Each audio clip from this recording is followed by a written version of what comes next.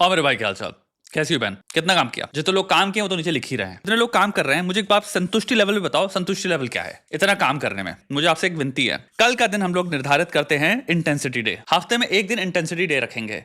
खेल क्या है समझो, स्लो एंड स्टडी खेलेंगे। रोज स्लो एंड स्टडी पेस पे ऐसे बढ़ना है कि हम उतना काम करें जितना हम रिपीट कर पाए नेक्स्ट डे। कछुए और खरगोश की जो स्टोरी है उसमें कल तुम्हें खरगोश बनना है, कल एक्सट्रीम पे ले जाओ और सिर्फ एक दिन, नेक्स्ट दिन वापस हम कछुए बन जाएंगे। प्लेंटी ऑफ टाइम अपने पास इतना भी है कि हम आराम से अपने साथ बैठ भी पाए, दिमाग पे भी काम कर रहे हैं, सिर्फ घसीट नहीं रहे। जिसके पास अटैक मोड नहीं है, daily system by system lockdown पे रहेगा, रिपीटेबल डिसिप्लिन्ड काम होगा तुम्हारा। उठाओ, नीचे जितने लोग देख रहे हैं उनका एग्जाम्पल देखो।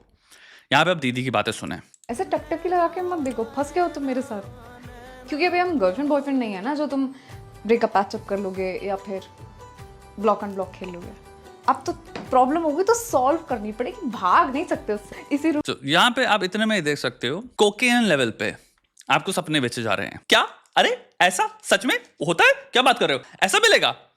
इस रील के लाइक्स हैं 2.1 मिलियन। 2.1 मिलियन लाउंडो ने लाइक किया है इसको। ये चाहिए क्या? मिलता है क्या? ऐसा हुआ? वाह जी वाह बेटा। तो लड़की ने स्टार्टिंग में 4 चीजें क्या रखी। अब कभी भी लड़ाई होगी तो तुम ब्लॉक अनब्लॉक नहीं कर पाओगे। मुझे एक बात सिंपल सी रखो, 1000 रैंडम लड़कियां उठाओ, 1000 रैंडम लड़के उठाओ, रैंडम, और सिंपल सी बात पूछो, ब्लॉक होने का एक्सपीरियंस किसका ज्यादा रहा है परसेंटेज में? मुझे नहीं पता एग्जैक्ट परसेंटेज क्या होंगी, मेरी हाइपोथेसिस होगी लड़कों की ब्लॉक होने का जो डेटा आएगा वो हायर होगा, नंबर मच हायर नंबर होगा लड़कों का जो ब्लॉक हुए हैं लड़कियों से। बट यहाँ पे असर्शन क्या है, अगर कोई प्रॉब्लम होगी तो तुम ब्लॉक अनब्लॉक नहीं कर सकते, ये सब नहीं कर सकते। ये सुनने में इसलिए अच्छा लग रहा है क्योंकि आप रेसिपिएंट रहे हो इसके। आपने रेयरली हुआ कि आपका दिमाग खराब हो, आपने ब्लॉक कर दिया इंसान को, आगे बढ़। आप ब्लॉक हुए हो, सो ब्लॉक हुए वाले को फैंटेसी क्या देते हैं, कभी ब्लॉक लॉक का तो कोई चक्कर ही नहीं है, बैठ के और बात करने को मिलेगा। नॉर्मल लड़के का ऑलरेडी सिंपिंग लेवल यहां पे क्या है, हम सब कुछ छोड़ छाड़ के बैठने को तैयार हैं, सब कुछ। आप अगर लड़की कह रही है कि भाई पूरे दिन बैठेंगे साथ में, पूरे दिन बात करेंगे, आदमी कह रहा है अरे धंधा, काम, कीमत, हैसियत, मकान, घर, गृहस्थी, गाड़ी, status, ambition, dreams, goals, self fulfilment, self transcendence, introspection, self realisation, self knowledge, सब गया भाड़ में। अरे यार तुमसे पूरे दिन बात करते रहते, क्या हुआ? अरे तुम्हारी मौसी क्या कह रही थी? अरे दीदी तुम्हारी ना, दीदी यार ये सब करती रहती है, तुम्हारी बहन यार पागल है यार। अरे वो तो ऐसे ही है तुम्हारे घर में। अच्छा ये हुआ? अच्छा उनके घर में ये हो रहा, हमें पता है हमारी थ्योरी क्या तुम्हारी मौसी के साथ। तुम ये करने में तुम्हें जो आनंद मिलता है भाई वो सब चीजें कंपैरिजन में नहीं है। तो अगेन फैंटेसी क्या बेची आई, बात करने को मिलेगा वापस, पूरे दिन फोन पे चिपको चिपको। सब कुछ खत्म हो चुका है लाइफ में, जो भी करियर था सब कुछ। लड़की ने कह दिया बस मेरे साथ तुम बात करो पूरे दिन, मुझे तुम्हारी पूरी अटेंशन चाहिए। अरे मैं दे तो रहा हूं पूरी अटेंशन। फैंटेसी आपको दी जा रही है बेटा, गुलाबो फैंटेसी। रसगुल्ले में जैसे शुगर भरी होती है ना, वैसे ये रसगुल्ला फैंटेसी का। रूम में रहना पड़ेगा और तुम्हें वो सब करना पड़ेगा जो मैं बोलूंगी। तुम जो बोलोगे वो करना है या नहीं वो मैं बाद में सोचूंगी। क्या इतनी क्यूट है यार ये, क्योंकि प्यार करता हूं तुमसे। अरे हम करेंगे यार, हमने कब कहा भाई, हमसे एक बार चैलेंज करो, देखो हमसे करवा के देखो, हम सब करके दिखाएंगे तुमको। क्या अब ये भावना ट्रिगर हुई तुम्हारे अंदर? कौन सी भावना? ये प्रोवाइड करने की। तुम्हें मुझे सब कुछ देना पड़ेगा। तुम मर्द हो, 20 लाख, 10 लाख, 1 लाख, पूरे लाखों सालों का एवोल्यूशन के हिसाब से तुमने प्रोवाइड किया है। तुम्हारे एवोल्यूशनरली तुम्हारे कोड में एम्बेडेड है, रिटन है, one of your jobs in life is to provide for the family you going to build. Target क्या किया, स्टिमुलेट क्या किया, क्या चीज पे? तुम्हें तो प्रोवाइड करना पड़ेगा, जो भी मुझे चाहिए होगा तुम्हें देना पड़ेगा। और ऑफ कोर्स अब तुम देखोगे मेरे असली रंग, मजा तो तब आएगा। डर लग रहा है ना? And I love it. The title is Love Marriage Things.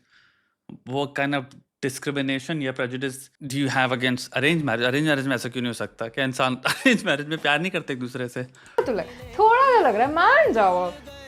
अच्छी बात, लगना चाहिए। वैसे असली रंग इतने बुरे नहीं, ओके? चाय पियोगे? शक्ल देखो अपनी। ऐसे टक लड़की को कम से कम 80 शॉट लगे होंगे, फिर उसने कहा ये मैं इसमें नहीं आया नहीं यार, इसमें थोड़ा सा एक और बार शूट करती हूँ। हाँ इसमें इसमें ये वाला रह गया यार, इसमें उसके बाद फाइनली हाँ इसको देख के हो जाएगा, मुझे लाइक्स आएंगे। कभी जिंदगी में पता है, कभी भी रील देखा करो, एक सिंपल से एक्सरसाइज रन किया करो। बनाने वाले की प्रोसीजर क्या होगा, बनाने वाला किस टाइम पे जब ये शूट कर रहा होगा तो कैसे लग रहा होगा। एक कैमरा लेके बैठा हुआ एक इंसान बेड पे, वो शूट कर रहा है, उसने कहा चलो ऑन हो गया, अब वो एक्टिंग कर रहा है, ये एक्टिंग चल रही है, ये कंटेंट बनाया गया है लाइक्स के लिए ताकि ये लड़की फेमस हो। इस लड़की की पर्सनालिटी के बारे में तुम्हें 1% भी नॉलेज नहीं है। इस लड़की की पर्सनालिटी में डार्क ट्रेड्स कितने हैं तुम्हें कुछ नहीं पता। एक्चुअल में मैं नहीं कह रहा भाई हैं, मैं कह रहा हूं हमें नहीं पता। साइकोपैथी में क्या परसेंटेज है इसकी, हमें नहीं पता। नार्सिसिज्म कितना हाई है, हमें नहीं पता। मैकियावेलिनिज्म कितना हाई है, नोई नोई नोई नोई नोई नोई नोई। इंपल्सिविटी में कितना हाई है, हमें नहीं पता। भैया लड़की के चोंचले क्या है लाइफ के। आई अंडरस्टैंड यहाँ पे एक्टिंग करिए, बट कोई ना कोई तो डेट करेगा इसको, हमें नहीं पता। उस इंसान से अगर पूछो तो भाई कितने भांगड़े हैं, कितनी नई नौटंकियां लेके इंसान आता है, रीजनिंग लेवल क्या है, चीजों को सॉल्व करने का लेवल क्या है, तुम्हें कुछ नहीं पता। हम एक इंसान को बड़े स्मार्टली देख रहे हैं स्क्रिप्ट को एग्जीक्यूट करते हुए, जिसमें स्क्रिप्ट में सबसे बेसिक चीजें लिखी हैं जो हमने बॉलीवुड से सीखी हुई हैं। लड़का क्या सुनना चाहता है, लड़के की ड्रीम क्या है, रिजल्ट 2.1 मिलियन लाइक्स। अब आए बात करें रियलिटी की। किसी भी 35 से 40 प्लस इंसान से बात कर लो अपनी लाइफ में, उनको ये रील दिखाओ, उनसे कहो भैया अंकल दोस्त चाचा मामा जो शादीशुदा होने चाहिए बाय द वे, उनसे पूछना शादी ये होती है, उनका एक्सप्रेशन देख लेना। ये वो फीलिंग दे रही है, मैं बताता हूँ ये रील की फीलिंग क्या कैप्चर कर रही है। एक दिन आएगा आप सब कार खरीदोगे, आप सब एक दिन आएगा, और जहां पे जितने उन्होंने खरीदी है वो नीचे रिपोर्ट कर सकते हैं। जब तुम शोरूम में होते हो, अपना पेमेंट कर देते हो, वो कार जिसको तुम भाई महीनों से देख रहे थे, फोन पे सर्च कर रहे थे, उसके बारे में पढ़ रहे थे, तुमने 50 वीडियो देख लिए भाई, उसके बारे में रिव्यूज देख लिए हैं, उस पर तुमने सारी कस्टमाइजेशन कर ली, सब कुछ कर लिया, तुम्हारा दिल इस पे आ चुका है। जब पहली बार उस कार के अंदर बैठते हो, तुम पेमेंट कर चुके हो, तो तुम बैठ के चला रहे होते हो, या तुम्हारी होती है, मतलब जो पहला दिन होता है ना उस कार का, वो फीलिंग है। ये रील वो फीलिंग बेच रही है, जैसे कि शादी ये होती है। एनी पर्सन जिसने पहले दिन अपने कार में जब बैठा था, उसने जो पैसा इकट्ठा करके जो भी करके पेमेंट करके फाइनली वो कार तुम चला रहे हो, और पहले दिन फील आ रही भाई ये मेरी है भाई, ये वो फीलिंग है। इसका रियलिटी से कोई लेना देना नहीं है। दूसरी चीज, पहली शादी चीज बहुत लॉन्ग टर्म है, ऐसी बकवास कोई सस्टेनेबल है ही नहीं। लाइफ में प्रॉब्लम्स आएंगी, तुम काम पे जाओगे, तुम वापस आते हो, तुम टीवी खोलते हो, जैसे कि तुम्हारे अगल बगल जितने भैया चाचा नाना मामा जो भी दिख रहे होंगे वो कर रहे हैं, वो उनका रिलेशनशिप जो दिख रहा है तुम्हें दूर से, वही है रियलिटी। काफी सारी प्रॉब्लम्स भी हैं, लेकिन तुम काइंड ऑफ अंदर एक चैन है, सुख है कि भाई अपनी बकवास जो भी है जिंदगी की, मैं अकेले आके एटलीस्ट बेड पे अकेला तो नहीं लेटा हुआ हूं। सारी बकवास करने को कोई है शाम को, और उसकी बकवास करने के लिए तुम हो। लेकिन लाइफ हार्ड है। बाकी तुम टीवी शो देखते हो, साथ में बैठ के सो जाते हो, अगला दिन होता है, एक रूटीन चालू हो चुका है जहां पे तुम यूज्ड टू हो। काफी चीजें उसकी पर्सनालिटी में जो तुम्हें थोड़ी पसंद नहीं आ रही, काफी चीजें उसको तुम्हारी पर्सनालिटी में पसंद नहीं आ रही, बट तुम एक चीज समझ चुके हो कि जिंदगी यही है। और कुछ लोग होते हैं जो सोचते हैं कि भाई हमें परफेक्ट कुछ ऐसा मिलेगा, वो सिंगल रहते हैं या फिर वो ब्रेकअप करते रहते हैं, और वो 40-50 में जाके वो रियलाइज करते हैं ऐसा कुछ नहीं था। शादी एक बहुत प्रैक्टिकल अफेयर है। रोमांटिसाइजेशन के बेसिस पे जिसने भी शादी कर ली, वो 5 साल में शादी तोड़ देगा, क्योंकि उसके दिमाग में होगा कि डोमिनेंट चीज होनी चाहिए, वो है ऐसी होनी चाहिए शादी। यार मेरी शादी चल तो सही रही है, घर में शांति भी है, खाना बिल्स सब चीजें पे हो जाती हैं, बट ऐसा रोमांटिसाइजेशन नहीं है यार, मेरी शादी झंड है यार, मेरी शादी वर्क नहीं कर रही। ये होगा कोई भी चीज बहुत लॉन्ग टर्म, यानी कि 50 साल की, वो हाईली रोमांटिक नहीं हो सकती, यानी कि हाई इमोशनल अराउजल उसमें 24/7 नहीं हो सकता। आप बेसलाइन हिट कर जाओगे। इसको सिंपल कार के एग्जांपल से देख लो। वही इंसान जो पहले दिन जो महसूस कर रहा होता है, वो इंसान से अभी 3 महीने बाद मिलो, वो उसको नॉर्मली चला रहा होता है, वो उतना पागल भी नहीं है उसके बारे में, क्योंकि आप बेसलाइन पे आ जाते हो अपनी हैप्पीनेस की। प्लस रोजमर्रा की जिंदगी टेक्स ओवर, आपके दिमाग में बाकी प्रायोरिटीज आ जाती हैं। भाई घर के लिए सोचना है, जॉब बेटर करनी है, जॉब सिक्योरिटी देखनी है, ऑफिस में नौटंकियां चल रही हैं, दोस्तों की लाइफ की अलग नौटंकियां चल रही हैं, तुम दोस्तों से भी बातें कर रहे हो, तुम्हारे घर में अलग नौटंकी चल रही है, पापा की अलग थोड़ी बकवास, मम्मी ने ये कुछ आज बात हो गई तो वो सॉल्व कर रहे हैं, घर में किसी की तबियत खराब हो गई हो। शादी एक पेयर बॉन्ड है। You have a person which is far better than घर पे अकेले रात को बैठे हैं, खाना खा रहे हैं, लेकिन कोई नहीं है।